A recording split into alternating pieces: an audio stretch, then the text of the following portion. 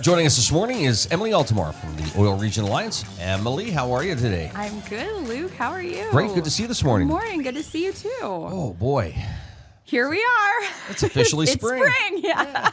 Congrats. I feel like there were some snowflakes in the air, like last night and this morning. So, just a few. Typical northwestern Pennsylvania spring. I was just talking to somebody yesterday about this. It feels like June is tomorrow. Cooler. No, June has been cooler the last couple of years, but we've had like really warm Septembers and Octobers. It's like it's just kind of shifted a little bit. But we've also had kind of like some 80-degree May days. So it's like it gets hotter faster, then it kind of settles down again. I don't know. Yeah. It's just not like when we were kids, Luke, like everything else. Well, at least in our minds, it probably wasn't that far off, but I don't know. So you hear a lot from people that are just excited to get out. Maybe they don't enjoy skiing or the snow, but they enjoy being out on the water, hitting the trails. Well, we're really fortunate that for the people who do like doing snow-based winter things, you got to do them. And if you didn't do them this winter, shame on you, because you had every opportunity for several months.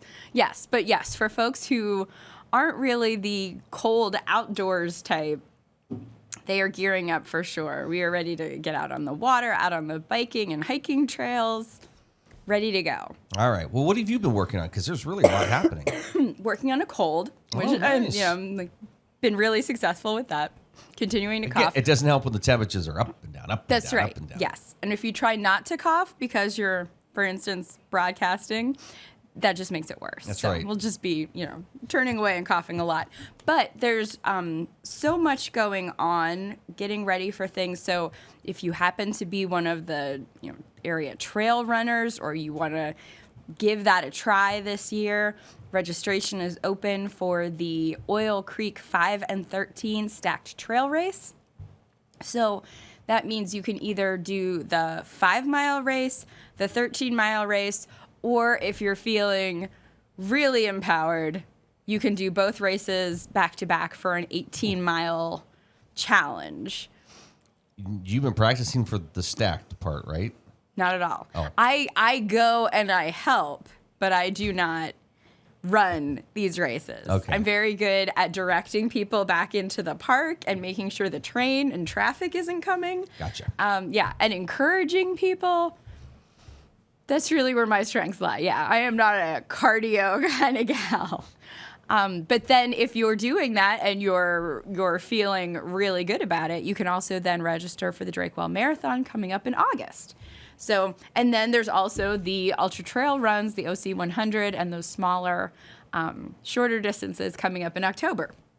So lots of opportunities to run. And again, if you have friends and family and kind of associates and acquaintances from outside the area, those are great opportunities to encourage them to come back and either participate in them with you, or again, tell them, hey, here's an opportunity.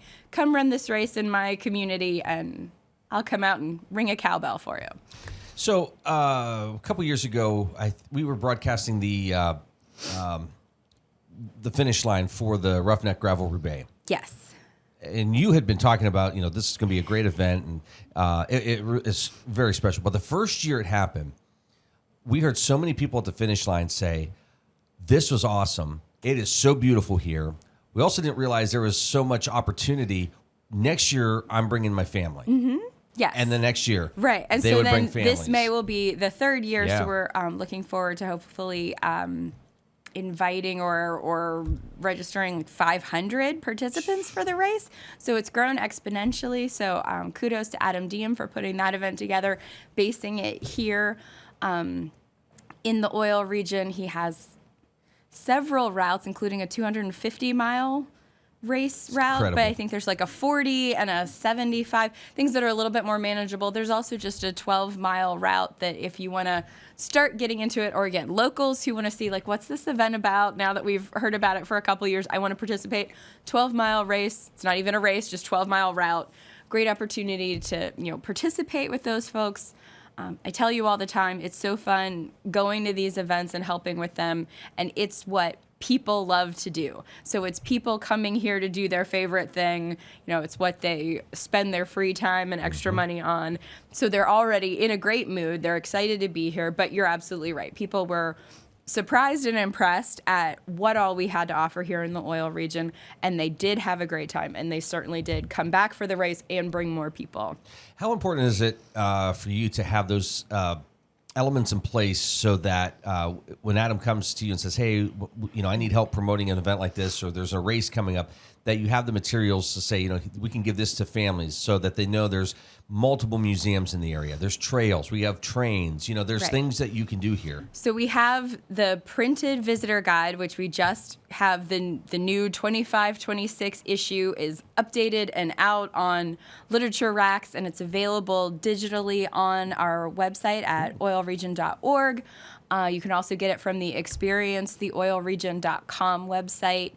And so then you have that printed material. We do some special flyers that are very specific to that couple of days, Memorial Day weekend, when they're here, kind of covering, things like special events that are happening in addition to what's going on all the time, like the different, seasonal offerings that we have. And that's where then it's important to have our Facebook page and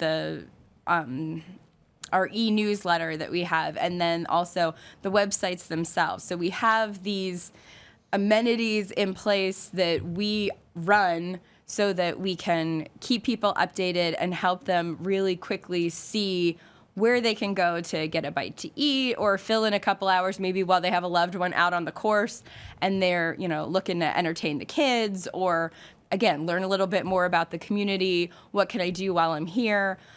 Or again, those families and groups of friends that add on a day before and a day after the event so they can do some of the fun things that are offered here and get to know the community a little more.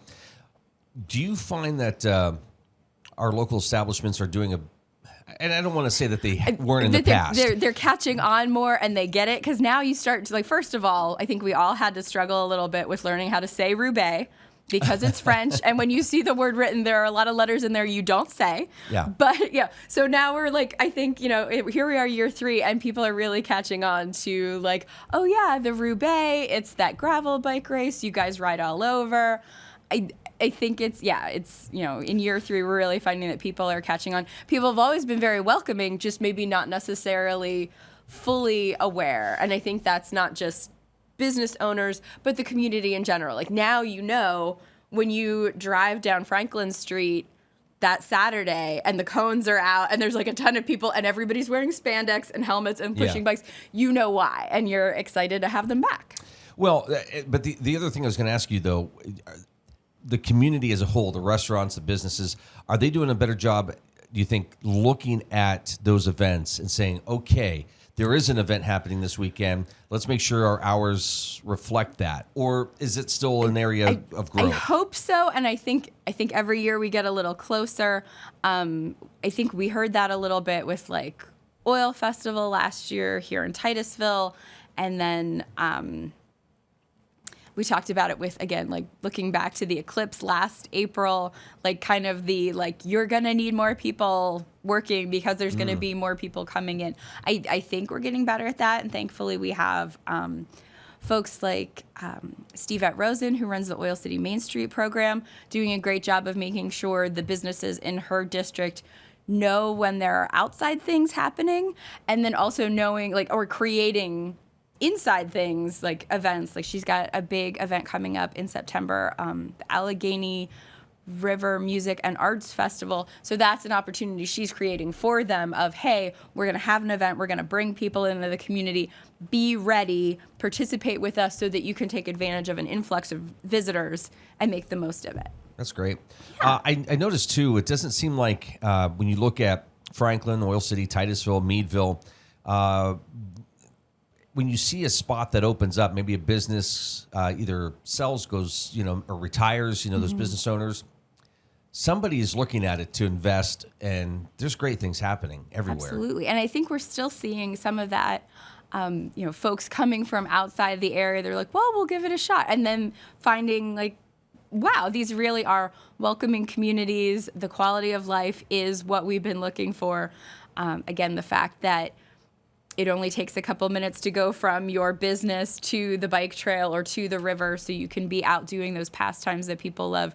You can really make the most of, the stuff you want to do when you're not working. So it's kind of a, you're not working to live kind of thing or living to work. You're just being able to enjoy life. Well, even the people that are here because they love what they do and they're working hard, they also smile knowing that, hey, if I need to sneak out into the woods or grab my kayak or grab my bike and go, I have that opportunity. Right. I can unwind just a little bit and Yes. enjoy and things. If you're in your car for an hour in the oil region, you've gone from almost one end to the other. You're not Right. sitting in traffic. You can get out and do all those fun things too. It's like your day is longer in a good way. You have more time here Yes. because you're not getting stuck in some of those places. E-bikes, scooters, these are things that, you just see more and more of. I know that you've been working a long time along with a lot of other groups, making sure the trails are in place. What sort of update do you have for us there? Is it Interesting you'd ask because Okay. they were mentioned at the Titusville City Council meeting Wednesday evening. It seems like, and I'm going to quote City Councilman Gavin on this one, that he said, it seems like the state is kind of lagging in their rulings and figuring out where the law should be. So there's still not a lot of precedent set as far as it used to be you weren't allowed to ride them on the trails, like the bike trail. Now it seems like you can, or there's not as much push to keep them out, but there's still a sense that you need speed limits. The same thing with, we're seeing them downtown, so people are riding electric bikes in vehicle travel lanes, not on sidewalks, but sometimes they're too fast for sidewalks, but they're too slow to be a licensed vehicle. So there's kind of a lot, from a legality standpoint, to work out, but at the same time, they're giving people opportunities to get out and see things that they wouldn't otherwise see, and that's kind of normalizing bicycle as commuter tool, which is interesting. We know we have some folks who utilize the bike trail through Oil Creek State Park as a way to commute back and forth to work. Wow. They were doing it, on just human-powered pedal bikes, but the fact that there's been some leeway, it seems, about the electric bikes has changed that and is making it more doable for folks. Kim Harris would be a much better person to speak on all those rules from our Oil Region Alliance office. No, but when it comes to the Erie to Pittsburgh Trail, is that mostly complete? Are there sections? So we are fortunate to have the most completed section of the Erie to Pittsburgh Trail in our area. So we're really lucky that you can hop on in several places and be able to ride a lot. But there are still segments to be filled in for sure. And there's a grant that has been submitted for hopefully being able to engineer what's left, all the missing parts.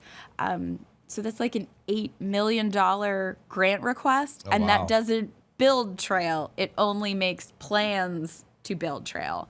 But again, that remains a main priority for not just the Oil Region Alliance, but the Erie to Pittsburgh Trail itself, closing those gaps, closing in that whole western border of Pennsylvania.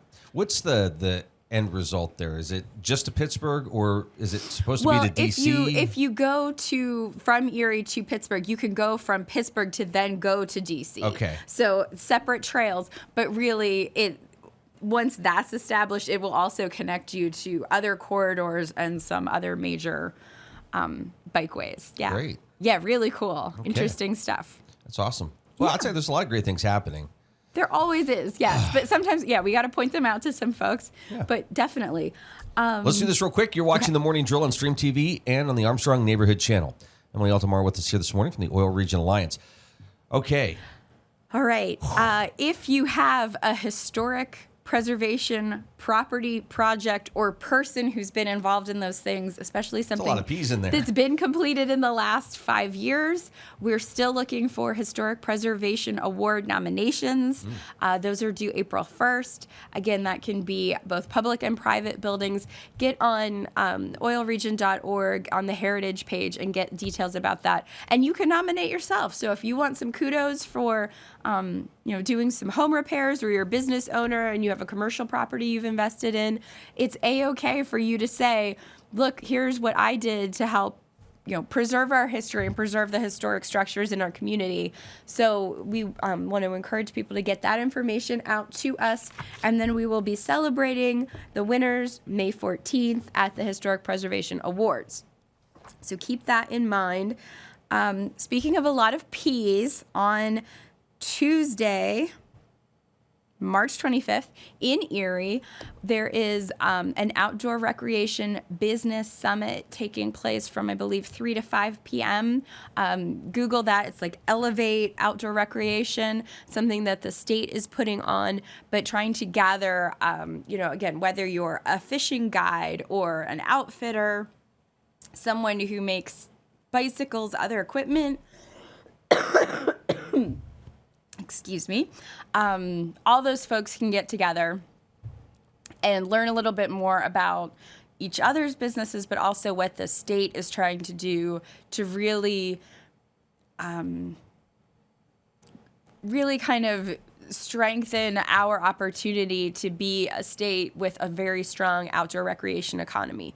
We already have a lot of outdoor recreation fueling our local economy, but now with Nathan Regner at the State Office of Outdoor Recreation, there's a bigger push to kind of catalyze it, but also, have everybody working together so we can make the most of those opportunities. So get online or reach out to us, and we have shared that information on our Facebook page and in our e-newsletter. So if you're interested in that kind of thing, or know somebody who is, please pass these things along. I don't think it's too late to get them registered. It's also a free event. So take advantage of those things. I think we tell people that all the time. There are opportunities to learn more. Take advantage of these local resources. I was just, by the way, on the website, you have all the winners from the past on there. It's really cool to kind of click on that. Yeah, so you know who's already won a Historic Preservation Award. And sometimes projects are multi-stage, so they just can't have one within the last 5 years. Okay. Yeah, so thanks for pointing that out, Luke. Yeah, it's a great resource. Sure. Do you find that folks who might be looking to do a project have reached out to folks who've done projects to say, hey, how did you do this? Who did you hire? Yeah, I think that certainly. I mean, I know we've seen that with painters who've done projects. Everybody needs a good painter, and like all trades, they're not all created equal. But so when you know somebody good, you want to get on their list when you have a project. So yeah, that's a great opportunity, even another great resource. Just check that out if you're thinking about getting started with a project. And the same thing with the Oil Region Alliance is here to advise you. And there are also community resources like design guides that will help you to kind of stay true to the historic nature of our communities, and give you some tips on things that you might not have thought, that it's worth restoring what you have versus starting new with certain materials and other structures. Yeah. So keep those things in mind. I'd imagine there's also that conversation of, here's how it was done in the past, but current code says this. So how do we kind of manage both, keeping the historic part of it, right, but keeping it up to code? I mean, there's ways of doing that. And again, I think last month we talked about this a little bit, but there are crews around here that really do a good job at understanding what your goal is with the preservation and can help with that. And as you said, call the office and have a conversation, sit down with somebody. Definitely. Cool. Rumors this weekend at Barrow Civic Theater. If you missed it last week, join us this week. I thought we were going to do a gossip section. No, Well, I used to only get the gossip when people would come to the chamber and want me to confirm it. I was like, that's the first I'm hearing of it. But good to know. Honestly, that's kind of how it works. If you missed last night's presentation at Drake Well for Wisdom and More, Cinda Seitz did 19th century fashion and etiquette. Super cool presentation, very informative, just really fascinating stuff. And Susan Miller was her living mannequin and dressed up in all the things. So she was a great sport, but it was really a lot of fun. You've got one more opportunity for Wisdom and More next Thursday with Daniel Ramey speaking about the oil and gas industry, kind of past, present, and future. So check those things out and keep an eye on Drake Wells' calendar of events as well. One of my favorite events, and this is, I think, the second year I haven't been able to attend. You got to keep your Thursday March evenings open for that. But yeah, cool stuff. And I think they are trying to get more of the lectures and presentations put on their YouTube page. So if you did miss it in person the first time around, you can try and catch it up there. We have Stephanie Gorton coming from, she is the author of Citizen Reporters, which is a historical report about Ida Tarbell and Sam McClure and the way that their relationship and McClure's magazine changed journalism in America around the oil boom. So she'll be coming to the Oil Region Venango campus on Wednesday, April 9th at 6 p.m. That is another free event. So just come out to the campus and hear about her experiences researching that book and what she learned about Ida Tarbell.